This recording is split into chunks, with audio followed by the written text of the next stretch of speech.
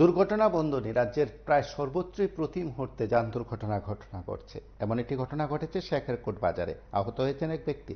তাকে ফায়ার সার্ভিসের কর্মীরা সঙ্গে সঙ্গে নিয়ে যায় বিশালগড় মহকুমা হাসপাতালে। সেখানে কর্তব্যরত চিকিৎসকরা তার চিকিৎসা করাচ্ছেন। গোটা বিষয়গুলো সংবাদ মাধ্যমের কাছে তুলে ধরেছেন সংশ্লিষ্ট কর্তৃপক্ষ। বিশালগড় ফায়ার স্টেশনে একটা কল আসে শেখেরকোট বাজারে একটা অ্যাক্সিডেন্ট হয়েছে। আমরা খবর পাওয়া মাত্রই স্পটে যাই। একটা লোক সিরিয়াস কন্ডিশন, একটা গাড়ি বাইরে যেটা পাইছিলাম দেখে নিয়ে আমরা বিশালগড় হসপিটালে নিয়েছি। কি নামটাম পাওয়া গেছে? হ্যাঁ, ওনার নাম হচ্ছে প্রদীপ দাস, 55 ইয়ার। অবস্থা কিরকম? সিরিয়াস কন্ডিশন, একটু গালবেলা খাওয়া। কোন জায়গাতে পৌঁছেছেন? হ্যাঁ, কোন জায়গাতে পৌঁছেছেন? এটা আমরা বিশালগড় মহকুমা হসপিটালে নিয়েছি।